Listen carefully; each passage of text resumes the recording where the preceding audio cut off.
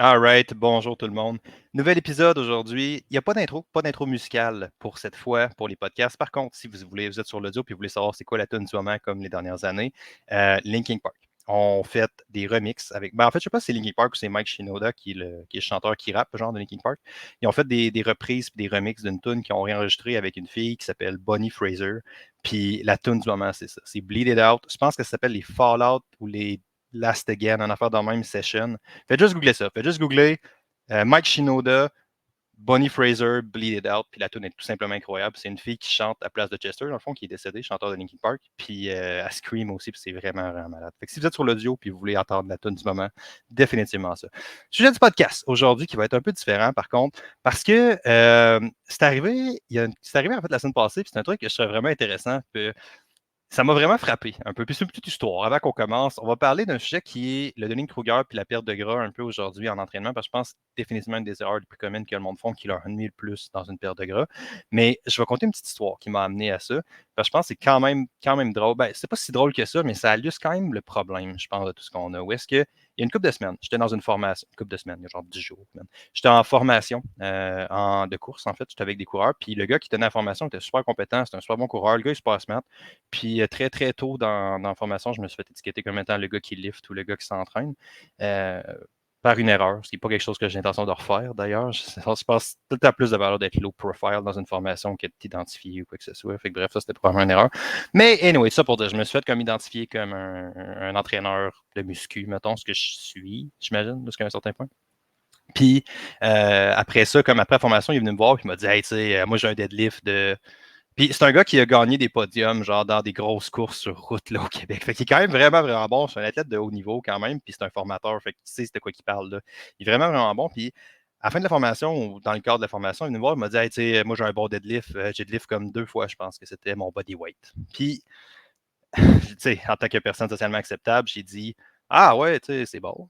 Puis ça me faisait capoter cette espèce d'effet-là. Où est-ce qu'au plus haut niveau, parce qu'on s'entend que tu gagnes des championnats provinciaux, ton ta connaissance de ce que tu sais pas est très, très, très présente et limitante dans le cadre d'un gym. Tu sais. Puis ça, je trouve ça vraiment, vraiment intéressant parce que même si tu as un haut niveau de compétence en entraînement en course à pied, les autres sphères, ça prend un certain niveau de compétence dans un domaine pour t'apercevoir de ta dite incompétence. Tu sais. Dans le sens que si tu penses que tu es bon puis tu n'es pas passé au travers de la période de bon Dieu que je sais rien là-dedans en entraînement, ben, tu es encore au début de la courbe. Tu t'es juste pas rendu compte que tu n'étais pas bon. Tu sais. Puis il y a ça dans de nombreuses sphères. Puis une métaphore que j'aime bien en entraînement, en business par rapport à ça, c'est genre ne pas savoir, le coût de ne pas savoir. Tu sais. Parce qu'il y a une espèce de coût dans le cas de cet exemple-ci monétaire, mais aussi en termes d'action puis en termes de résultats en entraînement, où est-ce que, mettons, en business, le fait de ne pas savoir comment faire 1 million te coûte ton salaire actuel moins 1 million. Puis, mettons, tu fais 100 000, ça te coûte 900 000 par année ne pas savoir comment faire 1 million en business. Puis, c'est pas pour dire que tout le monde devrait être millionnaire, c'est pas ça l'objectif, c'est juste qu'il y a un coût à ne pas savoir lorsqu'on fait des interventions ou lorsqu'on attaque des affaires de même, tu sais. Puis, je trouvais ça intéressant parce que dans sa tête, un deadlift de 2 plates, c'était bon parce que le gars pesait peut-être 130, 140 livres, il était vraiment pas énorme. C'est un coureur, là, c'est un coureur de fond, là, qui est relativement petit parce que c'est ça son sport, puis c'est bien correct, tu sais. Mais genre, mettons qu'il pesait 150, ce qui est probablement charrier un peu, deadlift 300, c'est comme, si tu t'entraînes dans un Econo Fitness ou dans un gym de ma tante quelconque, OK, tu as 3 plates chaque barre, le monde va te dire que c'est un bon deadlift, mais tu sais, c'est pas très. Tu t'en vas pas au Canadien avec ça, tu t'en vas même pas au provincial, puis je suis pas sûr que tu te qualifies régional. Là. Je pense même pas que tu fais une compé régionale avec ça, tu sais. Fait mais lui, il sait pas parce que dans son monde à lui, c'était bon un deadlift de 3 plates, tu sais. Puis cette espèce d'effet-là de ce qu'on sait pas nous nuit beaucoup plus que ce qu'on sait dans beaucoup de contextes est particulièrement présent en perte de gras, sincèrement. Ça me fait capoter à quel point. euh, ben, il y a beaucoup de recommandations qui sont mises sur les médias sociaux. Puis, fun fact, je trouvais ça hypocrite un peu pendant que je venais mon speech parce que les vidéos conventionnelles des entraîneurs avec ça, c'est genre, on entend souvent dire que sur les médias sociaux, puis le talk, on lâche bien la fois d'un, mais j'ai un petit peu bloqué tous mes propres médias sociaux dans le sens que j'ai plus de feed Instagram, puis j'ai plus de feed Facebook. Fait que, honnêtement, je ne sais plus ce que le monde dit sur les médias sociaux. Puis, que ça fait du bien, sincèrement. Ça fait tellement du bien, ça. C'est incroyable de ne pas être bombardé de. Particulièrement les nouvelles puis les informations, ces affaires-là, ça fait vraiment du bien de ne pas être bombardé de négativisme non-stop, là, je te dirais. Là. Mais tu sais, bref, ça pour dire, fait que je sais sais plus tant ce que le monde dit sur les médias sociaux, mais tu sais, tous les conseils conventionnels, génériques qu'on entend pour la perte de gras, toutes les affaires de jeûne intermittent, de faire du carb cycling ou de contrôler certains macros, de contrôler des glucides, de déplacer certaines affaires, de faire, mettons, des cheat meals pour la perte de gras ou toutes des variables comme ça, c'est tous des trucs qui ne sont pas nécessairement pas pertinents, c'est juste qu'ils sont pertinents à un certain niveau, voire au plus haut niveau de cette game-là qui est la perte de gras. Puis la plupart du monde ne sont pas conscients qu'ils sont au niveau débutant. Fait que c'est pas nécessairement que les choses qui se font bombarder comme information n'ont pas de valeur, c'est plus qu'ils ne sont pas rendus à une étape où est-ce qu'ils ont de la valeur. Puis c'est pour ça que moi, j'aime bien utiliser avec mes clients la différence entre une perte de gras et une cote. Puis je dis pas que ça devrait être la nomenclature qui est utilisée par tout le monde, mais je pense que ça fait quand même du bien de l'illustrer comme ça puis de le séparer clairement dans deux concepts différents. Puis la pire erreur que tu peux faire, littéralement, c'est d'être dans une perte de gras ou d'être un débutant puis de faire des choses avancées parce que les choses avancées fonctionnent uniquement quand la base est setée. La plupart du monde, la barre n'est pas setée. Fait que ça peut être des ajouts qui sont intéressants. Mettons, je parlais de carb cycling, qui n'est pas quelque chose en soi qui va avoir un énorme impact sur sa performance, qui peut avoir un énorme impact sur la perte de gras, mais ça pourrait avoir un impact sur la performance de gym quand même significatif sans te permettre de rentrer des calories. Quand tu es rendu à une étape où est-ce que pas mal chaque calorie compte, où tous tes paramètres sont contrôlés, ça te permet d'avoir un bon workout. C'est con, mais ça compte là, dans le bas où ça l'aide à avoir un meilleur workout, mais ça l'aide dans le cadre large des choses. Même affaire au niveau de cycler tes calories. Si tu as des journées où est-ce que tu as plus d'activité physique, hey, je sais pas, pour vrai, quand tu as quelqu'un qui est juste en perte de gras plus traditionnel, qui fait ça, ça va avoir de la valeur, ça va probablement être plus complexe. Mais si tu as quelqu'un qui a des hauts niveaux d'activité physique, genre quelqu'un qui travaille sa construction, il y a des journées où est-ce qu'il fait du bureau, puis il y a des journées où est-ce qu'il est fucking actif. Il risque d'avoir pas mal plus faim les journées où est-ce qu'il est super actif. Fait que, de prendre des calories ailleurs puis les diviser, ça fait plus de sens. Mais quand tu es au niveau basique, ça sert à rien de faire ça. Fait que c'est pas nécessairement que les informations qu'on entend parce que c'est des trucs fancy qui percent les médias sociaux, des trucs sensationnels qui font de l'effet. C'est pas nécessairement que ces choses-là, ou peut-être pas sensationnelles, mais définitivement inhabituelles qui percent, c'est pas nécessairement que ces choses-là n'ont pas de valeur. C'est juste que la plupart du monde ne sont pas à une étape où est-ce qu'ils ont de la valeur parce que la base n'est pas solide, puis surtout parce qu'ils n'ont pas conscience d'être à ce niveau-là. Puis c'est vraiment de ça que je vais essayer de parler aujourd'hui dans le podcast. Comment séparer ces deux concepts-là de est-ce que je fais une perte de gras ou est-ce que je fais une cote? Puis c'est vraiment, vraiment important. Là, mon premier barème, personnellement, sincèrement, au niveau de si tu es en perte de gras ou si tu es en cote, c'est évidemment d'où est-ce que tu pars. Si toi, tu pars avec l'objectif de faire une perte de gras, ben, c'est bien correct. C'est où est-ce qu'on en est en termes de circonférence de taille. Moi, j'aime bien utiliser MyHealthyWays, personnellement, comme référence, qui est, dans le fond, la chaire internationale en risque cardio-métabolique à l'Université Laval. Ben, les autres, MyHealthyWays, en fait, c'est ça leur organisation, mais c'est une chaire de recherche à l'Université Laval qui sont bien que ça. Là. Mais essentiellement, c'est des mesures de circonférence de taille qui ont corrélé ça avec différents paramètres de santé. Moi, je me fie pas mal à ça pour faire comme la séparation. Puis je pense que c'est pas mal ça qui a de la valeur pour la plupart du monde. Avant de donner des normes, OK, c'est quand même important de comprendre, fun fact, que les normes varient beaucoup selon l'ethnie. Fait que, par exemple, les Asiatiques puis les populations noires, blanches, n'ont pas tendance à avoir la même répartition au niveau du gras. Fait qu'évidemment, si on prend une mesure comme la circonférence de taille, où est-ce que là, c'est clairement une question de répartition de masse grasse, ça change un petit peu de quoi. Fait que pour l'instant, je n'ai pas l'intention de sortir le calendrier au complet. C'est quelque chose qui vous intéresse ou la référence au complet, faites juste googler ça, MyHealthyWays, ou chaire de recherche cardio-métabolique, puis vous allez avoir toutes les affaires qui existent. C'est vraiment, vraiment pas compliqué avec les études qui sont associées à ça. En général, OK? En général, parce que comme je dis, ça varie un peu selon les études. On va y aller avec les Blancs européens puis toute cette gang-là, mettons, en ce moment, même si ça varie un peu selon les trucs, là, puis ça varie même selon les études, mais ça se tient pas mal dans un range de moins de 35 pouces de circonférence de taille pour les hommes, puis moins de 31 de circonférence de taille pour les femmes. Fait que pas mal quelque part dans ces eaux-là. Il y a certaines études qui sont un petit peu en haut de ça, mais ça tourne pas mal dans ces eaux-là. Ça ira pas topper 38-39. Ça va être entre 34-37 pour les hommes, puis non, en fait, c'est plus 35. Entre 35-37 pour les hommes, puis entre 31-32 pour les femmes. Restez pas collé sur la valeur, c'est plus où est-ce que je me situe versus la valeur. Si tu as 40-42 de circonférence de taille, du carb loading, là, ou du carb loading ou un cheat meal, ou des affaires de même, c'est pas le best. Là. On n'est pas rendu à cette étape-là pantoute. Là. Fait que c'est vraiment plus comme ça que moi je le trie. Puis après ça, lorsqu'on va tomber dans. Ça, c'est une perte de gras conventionnelle. Puis où est-ce qu'on va l'amener plus dans une cote qui vient plus du bodybuilding ou du fitness, ces affaires-là? C'est lorsque tu es en dessous de ces valeurs-là. Puis là, tu aspires à avoir un ventre plat, avoir vraiment des abdos, ou tu as déjà des abdos, puis tu vas être plus lean que ça. C'est là que certaines choses qui n'ont pas nécessairement d'impact pour une perte de gras traditionnelle commencent à être limite capitale, pour vrai, dans des contextes comme ça. Puis c'est vraiment cette séparation-là. Fait que quand on tombe dans une cote, il y a bien des affaires, honnêtement, voire la plupart des affaires qui marchent dans une cote qui ont à peu près aucun intérêt dans une perte de gras traditionnelle. T'sais. Fait que c'est vraiment important de savoir on en est où puis où est-ce qu'on l'attaque. Puis c'est plus t'en es où dans cette game-là, c'est un des gros facteurs. Puis évidemment, les préférences de personnes sont aussi un des gros facteurs. Mais ça, c'est vraiment quelque chose qui est quand même important, je pense, à souligner comme point.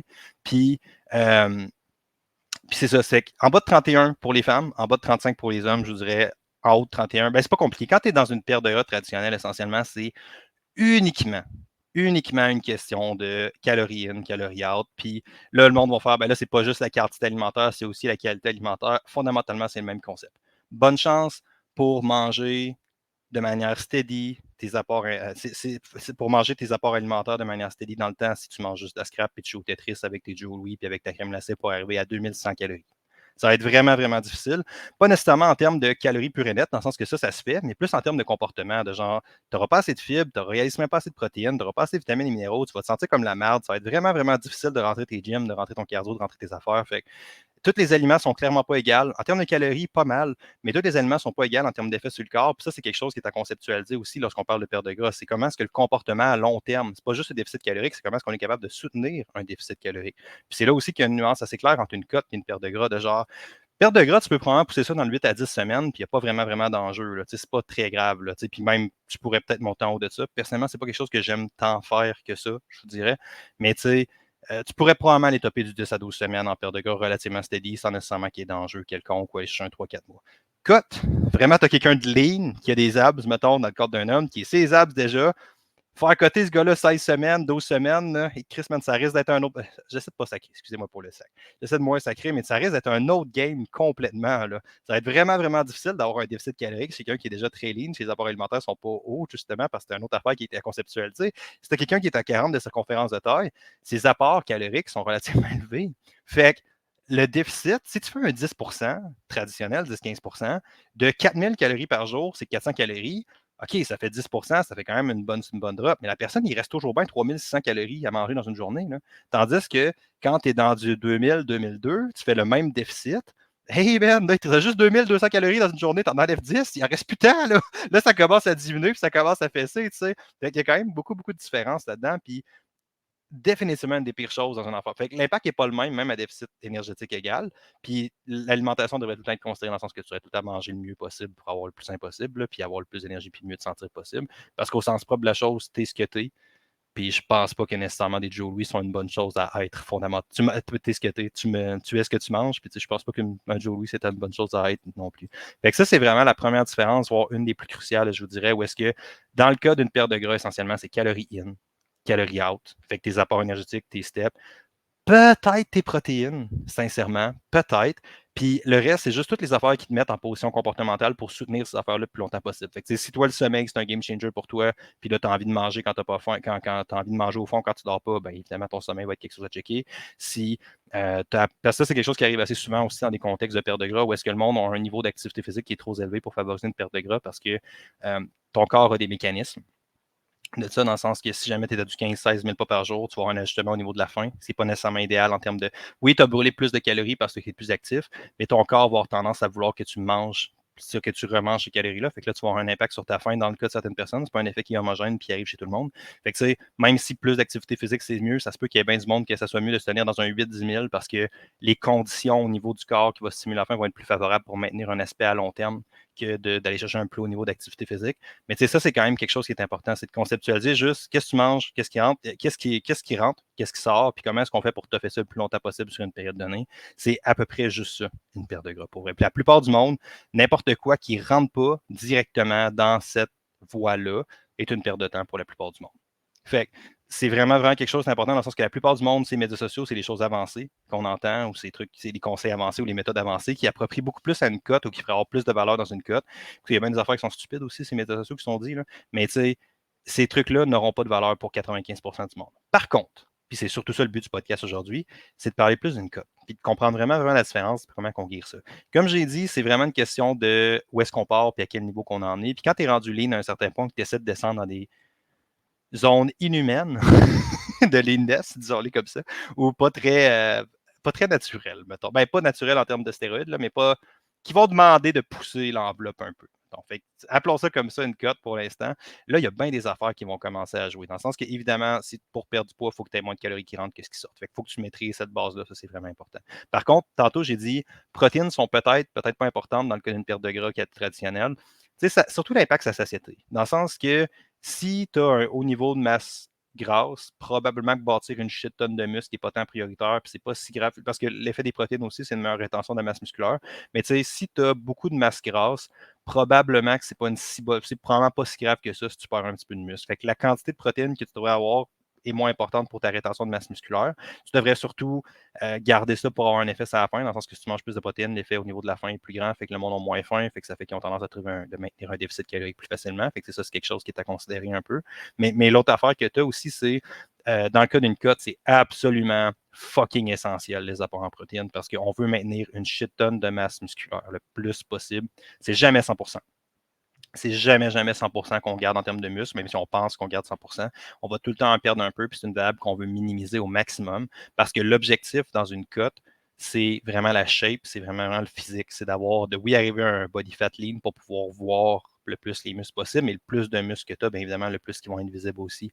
Fait que c'est vraiment, vraiment crucial comme variable, les apports en protéines dans une cote. L'autre affaire, ça serait le sommeil. Si on tombe au niveau du sommeil, où est-ce qu'on est dans une situation où est-ce que tu peux être en déficit calorique, euh, avoir des nuits qui sont moins sharp un peu si tu ne fais pas des déficits de Mongol, puis que tu n'es pas en grosse cote, ça va quand même bien passer. Je pense que ça se fait quand même.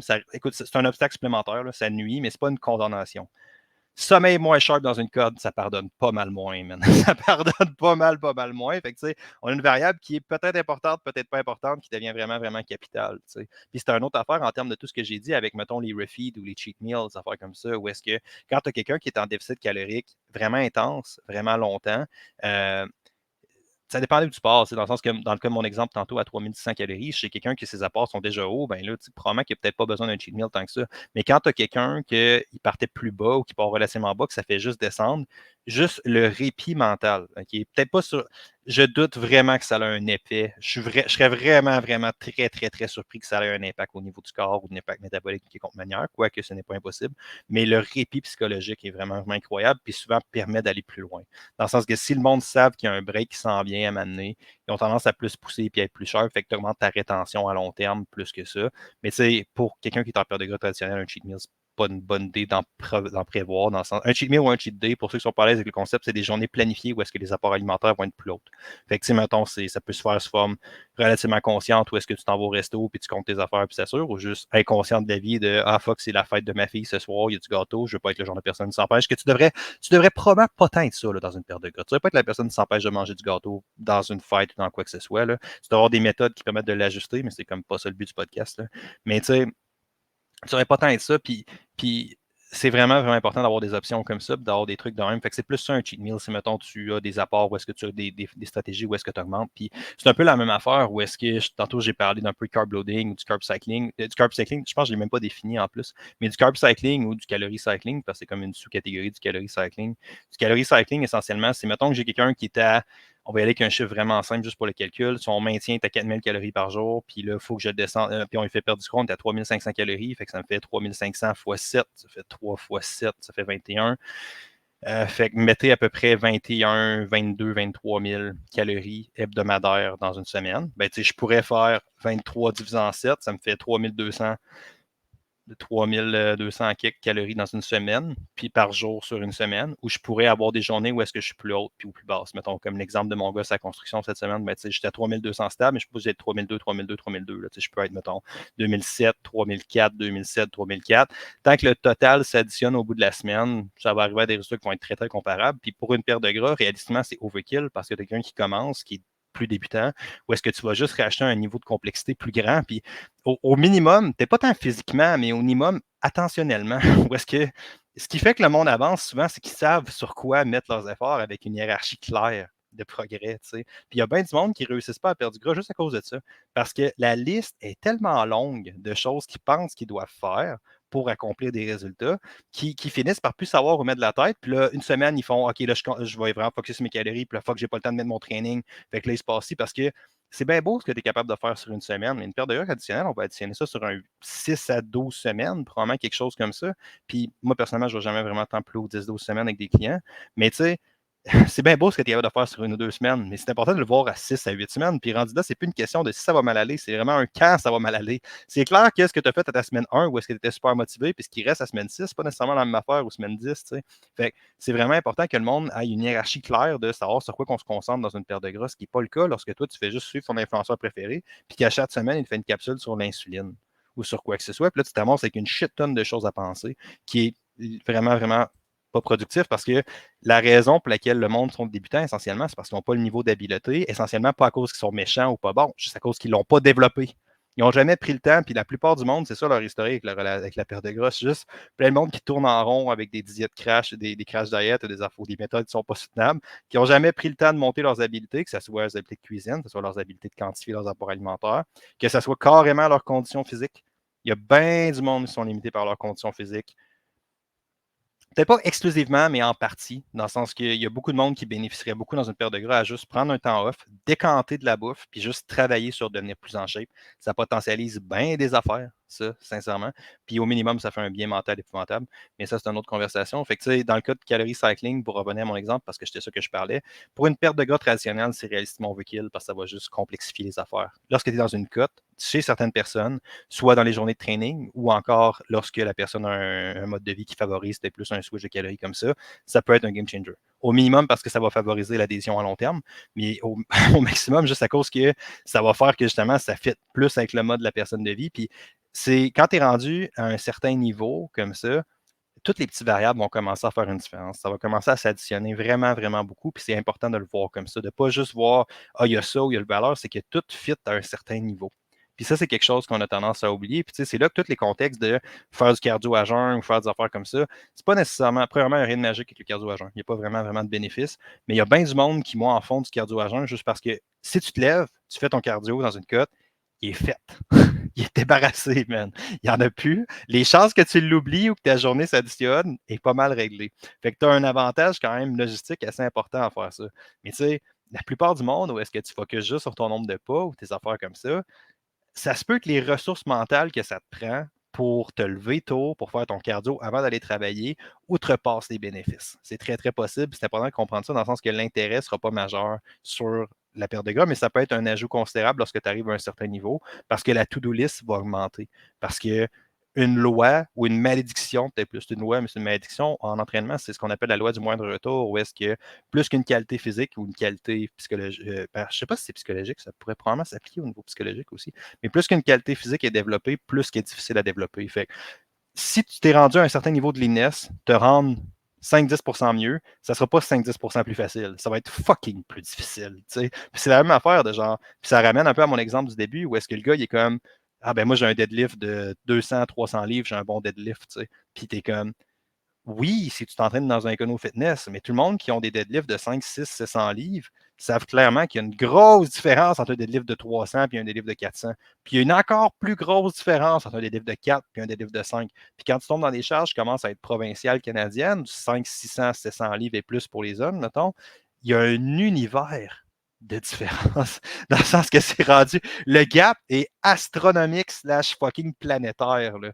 C'est plus, mettons, juste une petite progression linéaire, puis c'est un peu ça qui se passe dans une perte de gras. Où est-ce que là, quand tu es rendu, où est-ce que ça devient dans une cote, pardon, plus qu'une perte de gras, ça devient considérablement plus difficile. Ben, c'est toutes des petites variables dont l'ajout séparé n'a pas tant de valeur, mais que l'ajout au total compte beaucoup. Puis il y a beaucoup d'affaires de même qui, je pense, ont quand même la valeur beaucoup aussi dans ce sens-là. Fait que je voulais faire un podcast un petit peu plus court, juste pour restarter ça puis garder ça parce que c'est un concept qui est souvent c'est un concept qui est vraiment, vraiment très magané dans le sens qu'on a de la misère à différencier les deux. Il y a bien des petites variables qui vont compter rendu à un certain niveau. Puis la plupart de ce que vous entendez sur les médias sociaux, c'est ça. C'est des choses qui peuvent compter. Mais juste quand on est rendu à une certaine étape, puis la plupart du monde ne sont pas à cette étape-là.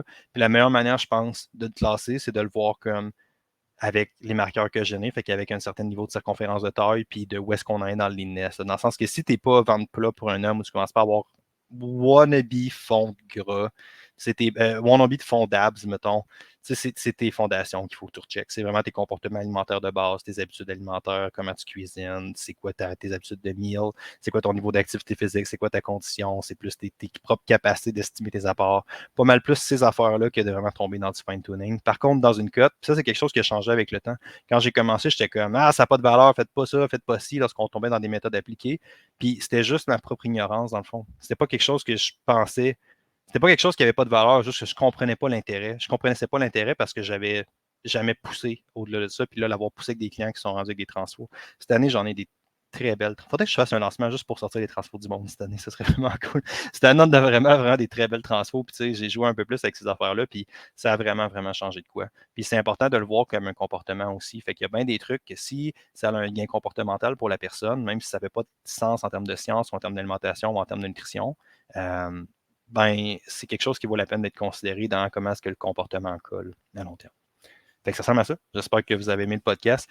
Si jamais vous avez apprécié le lien pour les fameux emails dans la description, je mets beaucoup de temps, beaucoup d'amour dans l'email, vous pouvez joindre ça là-dedans. Puis on se reparle très bientôt tout le monde. Ciao, bye!